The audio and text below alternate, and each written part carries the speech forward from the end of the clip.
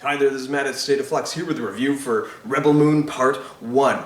A Child of Fire, I think this is what it's called. This is Zack Snyder's take on the Star Wars universe. He actually had gone into Lucasfilm to sit with Kathleen Kennedy and pitch his own version of Star Wars. He said he wanted to do 7 samurai in the Star Wars universe, but he didn't want any of the characters. He just wanted the mythology, the planets, the weapons, and he wanted it to be a hard R and have full creative control. And naturally, Lucasfilm passed on that. However, the one thing I do want to applaud about Zack Snyder is he didn't take Star Wars and make it far more adult than it was ever intended to be and bastardize that own film. No, instead he created his own Star Wars-like universe and bastardized that. That said, I do wish more filmmakers would do that. I do think we have a problem. Like, I'm excited for Daniel Kaluuya as doing the Barney movie, but he's making it Barney for adults. Why must we take children's properties and make them adults? They were never intended to be for adults. We need to certainly, at a certain point, let nostalgia kind of pass on and allow us to create new things. That said, I applaud Zack Snyder for not fucking up Star Wars, and applaud him for fucking up his own movie, because this movie is kind of like Star Wars by way of Jaws the Revenge, in that it is not a good movie. It is most certainly not a good movie. However, it's so bad that it just hurls itself around the sun and whips right back into being such a watchable, laugh-out-loud experience that I had fun with this movie. I do think it's paced better than a lot of Zack Snyder's more recent films, even though I did have to watch this over the course of 3 separate viewings, which I will touch on towards the end of the movie. This is not going to be an all-negative review. I have quite a bit of positives to say or suggestions moving forward with Zack Snyder's career. That said, this movie is laugh-out-loud funny, unintentionally so. An example. Zack Snyder has this unique and fascinatingly unique ability to live only in the absolute present and not look at any moment outside of the singular moment that he is in.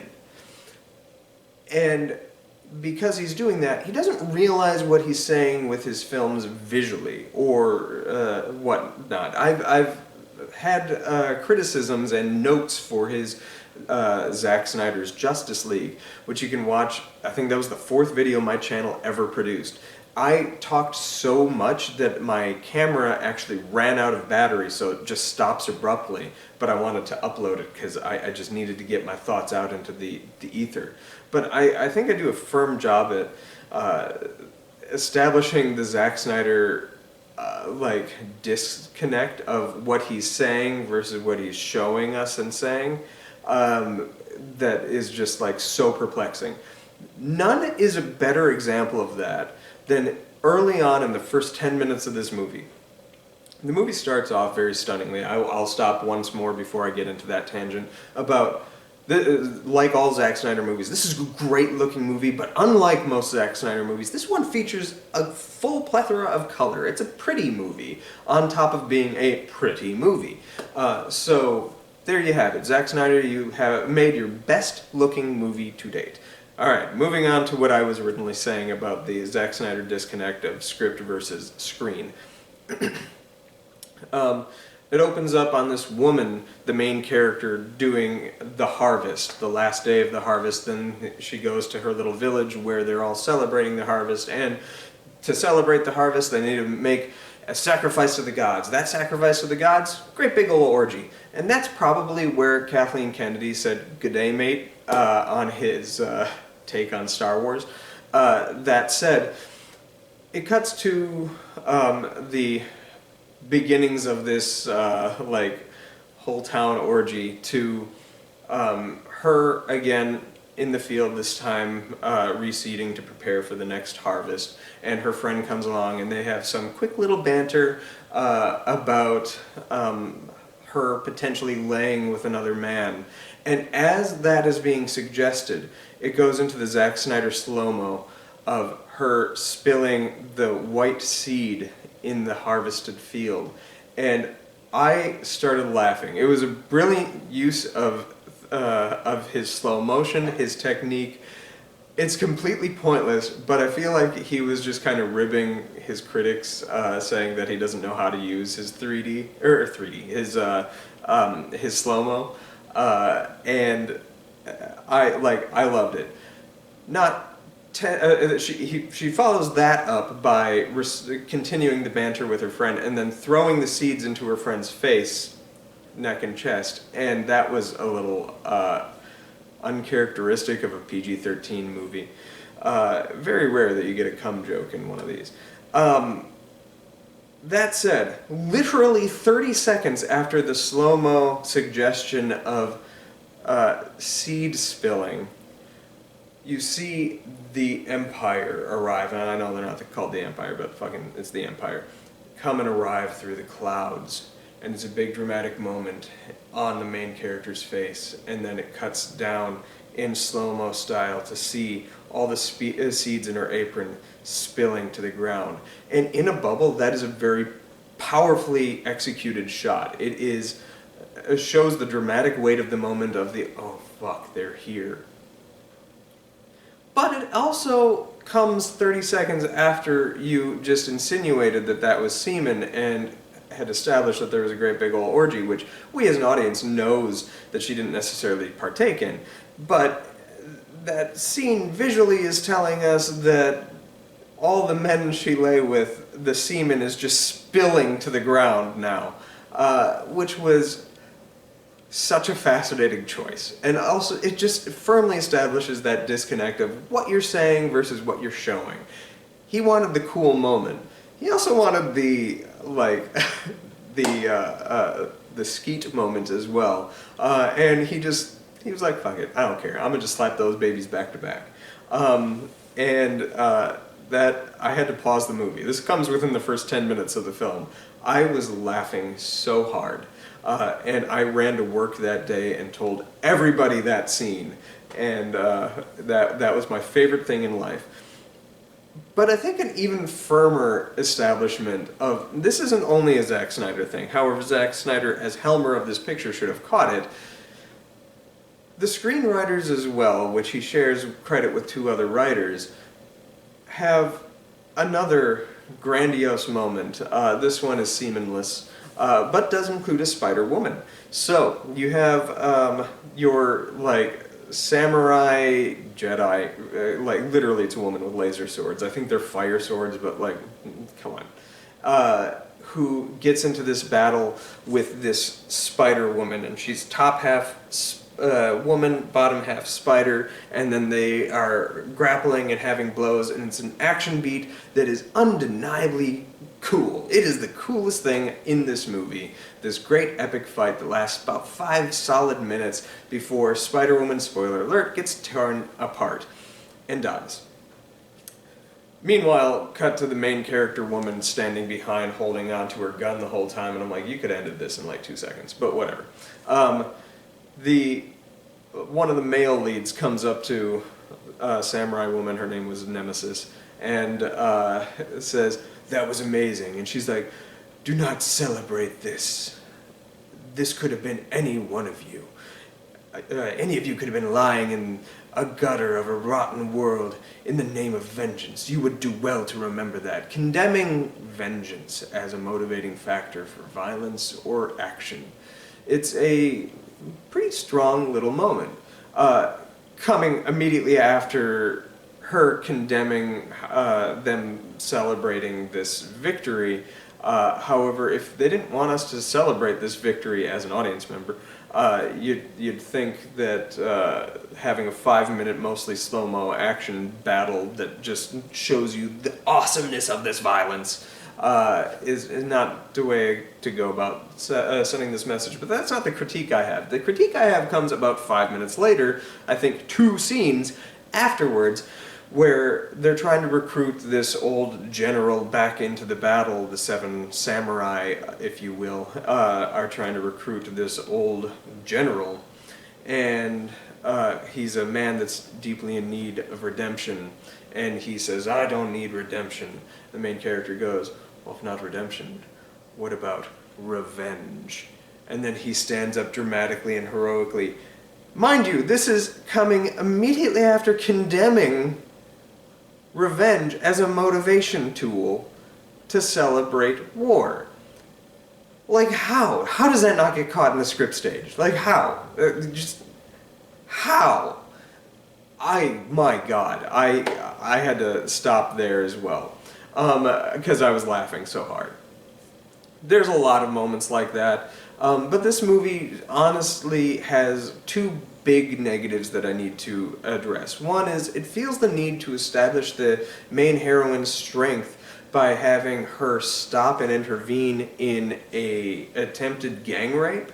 And it's sort of like the Alien 3 moment where the prison people are all trying to rape Ripley, and then you have Charles S. Dunn coming in and beating him down to show that, like, this is an actual good guy. The other ones are true vile bad guys. There's no need to tell this story with an attempted gang rape or successful gang rape, for that matter. It's just unnecessary. That was the first time I stopped the movie and I had to just walk away from it for a while. It was just an unpleasant scene. I know what he was trying to do in establishing the heroism of our main character or characters. It's bull. You could have established that any other way, and in fact he did earlier in the film. So that scene could have been lifted out, and I have a feeling when we get the R-rated cut, we're going to get a more graphic version of that scene, and F you, I do not need that in this movie or any other movie. Stop that now. Be wise and pull that shit out for your director's cut. Separately, and this one is the lighter criticism of the bunch, is this film is struggling so fucking hard to establish its own identity. Every single scene of the film just feels like it's trying to be something else or capturing that scene. Like, they sat down when they were trying to write their version of a Star Wars 7 Samurai, and they're like, what does this scene need? And they just talked about other fantasy films that they really liked that have really cool moments and how they can do their version of it. And definitely at one point somebody had to be like, remember when Harry Potter got on the hippogriff and then rode that thing around? We can do that, but we can take the Avatar, like, I don't remember what they call the big winged things, Leviathans or something like that. No, I think that's from the Avengers. Anyway, we can take the hippogriff scene from Harry Potter and then give the Sam Worthington scene from Avatar, mush those two together, and we'll have that in our movie. Going so far as to even making it an effing hippogriff. I think they call it a different name, but it's a hippogriff. Half eagle up top, horse on the bottom. That is a hippogriff, son. This movie does like a 5-minute sequence with that just completely rips off those other two movies to the point where I was like, man, it's been a while since I've actually watched Avatar. I should rewatch that again. And same thing with Harry Potter for that matter. So I was just like, the whole time I was just seeing the elements of other things that I should be watching, and that's a common criticism I have with films, is they give me a rehashed version of something that I like to the point where I should just watch the thing that I like. If you're going to take the tools of somebody else's to manufacture your own property, do it well like Quentin Tarantino does. He rips off a lot of things. There's a reason I can watch City on Fire and A Better Tomorrow and still absolutely effing love Reservoir Dogs. Because he took the tools and made these key moments and scenes from those, but he made something his own unique and with a voice that rings out loud and clear. The problem is Zack Snyder doesn't have a voice, he has a visual flair, and that is kind of it. Any voice he has comes from an objectivist's perspective, and that doesn't really resonate with me, and it's actually a philosophy that I quite detest. So, that being said, this movie's probably his least objectivist kind of movie. That's probably not true. If I really were to rewatch the film, it might show differently. But those are all the kind of negatives. I want to talk about the positives. Zack Snyder, like usual, assembles a really strong cast. Doesn't give them a lot to do, but man, they're pretty and they are there looking good in front of the camera and acting damn cool. That is kind of his thing, and it's nice seeing these actors given something to do. Recently I watched Star Trek Into Darkness, or not Star Trek Into Star Trek Beyond, and the lead actress Sofia Belova. I can't remember her name. I feel bad. She is a fantastic actress, and a highlight of Star Trek Beyond. And I was thinking as I was watching it, I'd like to see her in more things. Then I whip on Rebel Moon, and look, there she is, main character and everything. And she's really quite good in the film. But it's nice seeing everybody else. The cast, as I say, is strong. Visually, this is unparalleled. It is a gorgeous looking movie from front to back. And it has, some people have dinged the special effects, and I don't think that they're bad. I think they have kind of a video game quality. And then as I was watching the movie, I was like, you know what, this works really episodically, to the point where I think this was all part 1 and 2 was supposed to just be one long movie, and then he cut it down to two 2-hour movies, each of which are going to have a 3-hour director's cut. So, like, why didn't he just make this into a Netflix TV series, release it once a week at like 25 or 30-minute intervals? That's kind of how I was watching the movie, and it worked for me. I think I appreciated it more than a lot of people because of that, and I feel like Zack Snyder could take that approach in the future of his filmmaking. That's also something that they toyed with doing for Zack Snyder's Justice League, so much so that they even broke it into chapters that are about 40-minute chunks so that you could have actually watched that movie as a TV series. I think that's what Zack Snyder needs to do. He needs to whip out of television whip out of film and into television, and he makes a little stronger versions of storytelling that way. But what I was really confronted with as I was watching it is the whole thing feels like a video game. It feels like you are playing this character that doesn't really have any character. We don't really learn much about our main character. We're given hints and backstory in what are essentially cutscenes. That I was like, why? This felt like the game Fable, where you're kind of following a character who's kind of assembling a team or relationships and given a quest and is trying to build and expand on that quest and stuff like that. Why didn't he make this into a video game? And furthermore, his visual aesthetic largely comes from video games. This movie specifically looks kind of like a Warhammer meets Star Wars. Why wasn't this a video game? It probably would have been a really fucking fun video game, having the Flight of the Hippogriff scene, having the bar fight scene, having like little things, and then do the cutscenes, and you could do the cutscenes in your own Zack Snyder way by getting these huge name actors doing them. That would be kind of interesting, and something that I think I would have had a lot less criticisms with the storytelling being very familiar if it was something that I was actively playing. And it's not like the dialogue is super profound or anything like that. There's definitely filler dialogue here and there and filler scenes. You could scrap that and make a really kind of kick-ass video game. Why isn't this that? I don't know. But so that's kind of what I want to see more than anything else, is Zack Snyder to move away from film and into television, or preferably video games. He has the aesthetic down. He has certain objectives that he wants. He knows how to construct an action scene and stuff like that, and he can get that to like a programming level, and you got yourself a really fun game. And that's something that I'd be more interested in his work moving forward. Now, am I going to see part 2, The Scargiver? This movie ends on a note that the film really wants you to feel like they have done a considerable blow to the mother world in this big final action battle. And I didn't realize that that is what I was supposed to get out of it. I did not realize that this big moment was actually a big moment at all. It felt like a small moment that just happened to capitalize on. And then they undercut it by like having the villain not die a la Darth Vader in A New Hope. So I was just like, okay, I guess there is more. But the moment that really sold me that I want to see what happens in part 2 is, even though I'm immersed in a lot of the familiar. Zack Snyder just gives me one or two little things in almost every scene that makes me crack up. And the scene that really got me to crack up is when the characters are all like, this is going to be our home now.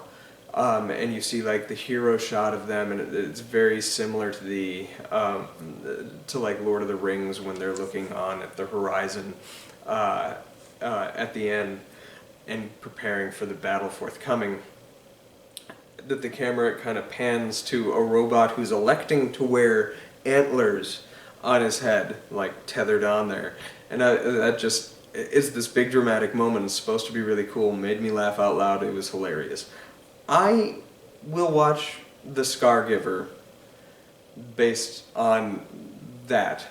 The whole aspect of like, how's this going to tickle me? Now, if The Scargiver doesn't land quite as well, or hopefully is a much better movie, which, again, I really hope it is, I look forward to more of these. He built a really visually appealing world, or worlds. Let's see what he can do with it. I'm gonna give this a movie. It's probably only like a 2-star movie, but I'm gonna give it 2.5 stars. I thought it was okay. I had a good enough time. Zack Snyder, pat yourself on the back. For the first time in many years, you have not made a movie that I have on my bottom list of the year. This was not one of the worst movies of 2023, in my opinion. I mean, it kind of was, but I had so much fun with it that I'm not gonna give it that credit. So, way to go. You made a movie I kind of a little tiny bit enjoyed. That said, the whole Zack Snyder aesthetic of, let's be cool, man, really can be looked at firmly with the title, The Scargiver. Scargiver, on paper, kind of sounds like a really cool, badass name, right? This is The Scargiver. But really what you're telling people is that this is an inefficient individual at killing. So, and as proven in the film that we just watched, so I guess you got that in one. But that just had to crack me up. It's such a like dude bro kind of name. I'm gonna call myself the Scargiver, man. And without even thinking about like what that's actually saying. It's an inefficient killer. So anyway, here's looking at April review for The Scargiver or whatever. Thanks for watching. Let me know what you thought of Rebel Moon in the comments down below. If you are a Zack Snyder fan, I hope I didn't offend you too much. If you want to be truly offended by me, check out my Justice League review from 2021. Until next time, like, subscribe, do all that good stuff. Peace.